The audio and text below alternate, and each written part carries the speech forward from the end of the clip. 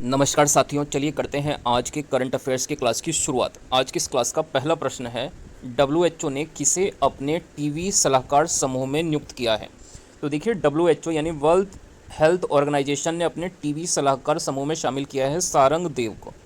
WHO की बात करें तो डब्ल्यूएचओ जो संगठन है, इसकी स्थापना हुई थी 1948 में। 7 अप्रैल 1948 को इसकी स्थापना हुई थी और इसका जो हेडक्वार्टर है वो जिनेवा शहर स्विट्जरलैंड में इसका जो है हेडक्वार्टर स्थित है। नेक्स्ट, अगर हम इसी क्वेश्चन से जुड़े हुए कुछ इंपॉर्टेंट फैक्ट्स की बात करें तो आपसे पूछा जा सकता है विश्व टीबी दिवस कब मनाते हैं। तो ये 24 मार्च को विश्व टीबी दिवस मनाया जाता है।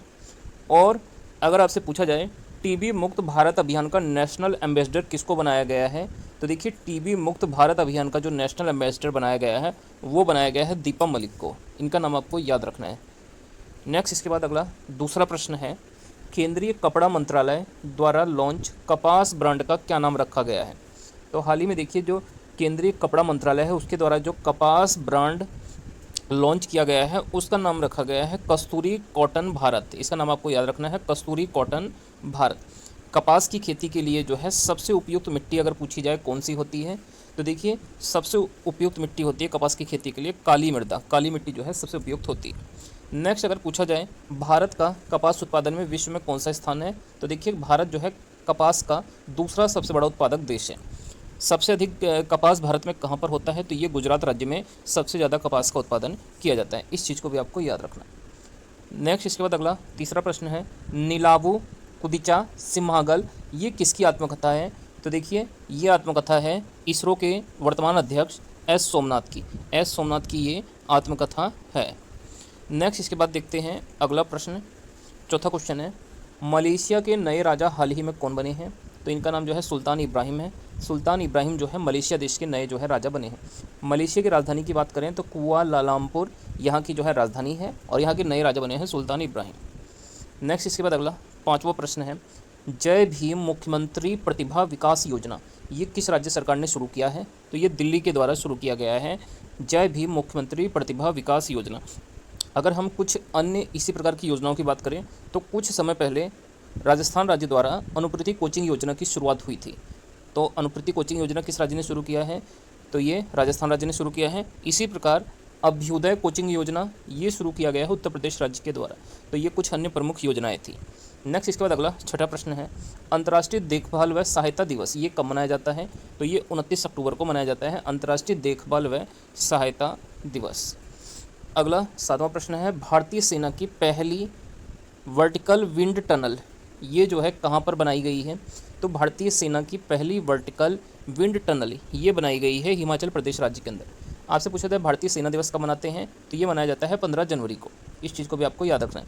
और वर्तमान में जो सेना के अध्यक्ष हैं इनका नाम जो है मनोज पांडे है। इनका नाम भी आपको याद रखना है। नेक्स्ट, बढ़ते हैं अगले प्रश्न पर।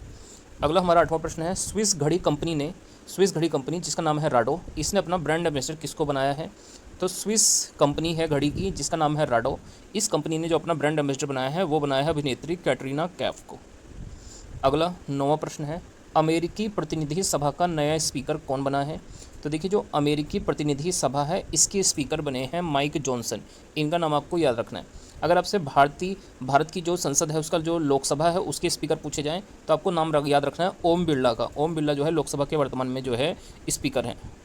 और राज्यसभा के सभापति कौन है, तो ये जो है जगदीप धनखड़ जो है राज्यसभा के वर्तमान सभापति।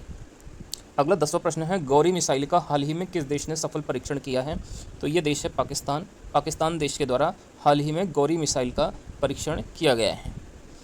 नेक्स्ट, इसके बाद अगला 11वां प्रश्न है, सपनों का संचय योजना ये किस राज्य सरकार ने शुरू किया है। तो ये शुरू किया गया है हिमाचल प्रदेश राज्य के द्वारा। हिमाचल प्रदेश राज्य ने सपनों का संचय नामक एक योजना को शुरू किया है।